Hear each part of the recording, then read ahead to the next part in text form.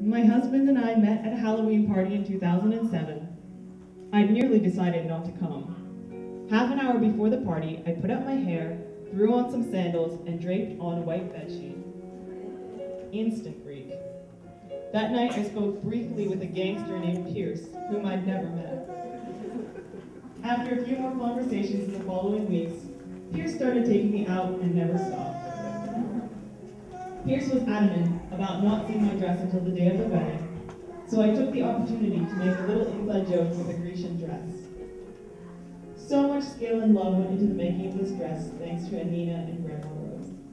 You may have heard Anina's name mentioned many times in this, as she helped many people with their dresses, and this last dress is a dress that she made recently. It isn't actually going to be worn as a wedding dress, but it is a wedding dress that was rebuilt, and she made it partly just for this event, so it's very special. This gown is made from an antique Edwardian skirt from around 1905, 1909, as far as I can tell. It is worn by Dar King. It was given to me by Susanna Eccles Hill. Reshaping the skirt left me with some pieces, which I used for accents to the bodice and sleeves.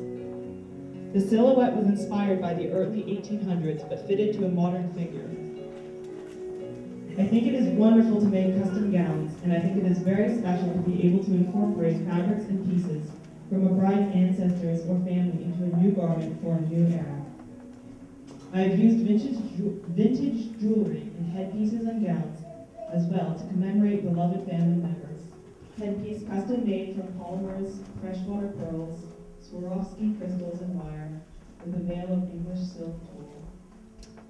It may feel strange to put on wedding clothes after the celebration day is over. How come the garment that held such magic now lacks that special glimmer? We are taught that marriage totally transforms us, giving us the opportunity to grow beyond the first youthful states and change us in profound and wonderful ways. This transformation begins on the wedding day and changes a man into a husband and a woman into a wife.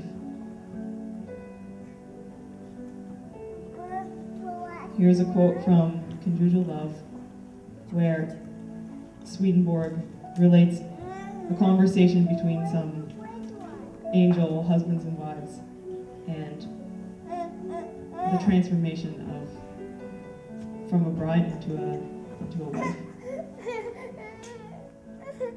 Some men said that the relationship a man has with a woman before marriage and the relationship he has with his wife after marriage are similar. When they heard this, their wives became very offended and said, "They are not at all alike. The difference is as the difference between fantasy and reality." To this the men retorted, "Are you not women as before?" To which their wives responded with rising voice, "We are not women, but wives. The love you feel is a fantasy love and not a real one.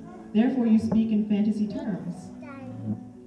The men then said, "If you are not women, still you are married women." But they replied, "In the early days of marriage, we were married women. Now, however, we are wives."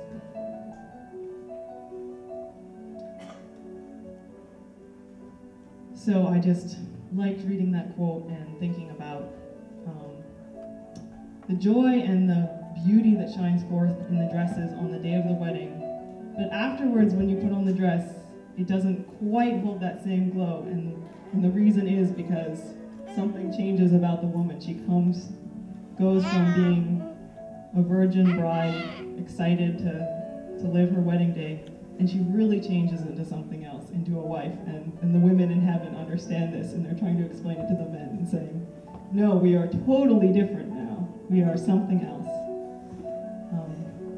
So marriage is very powerful and a transformative thing, and it was just nice to get to see these dresses and be reminded of the beauty of the wedding day and the covenant sealed between these men and women. So thank you for witnessing this display.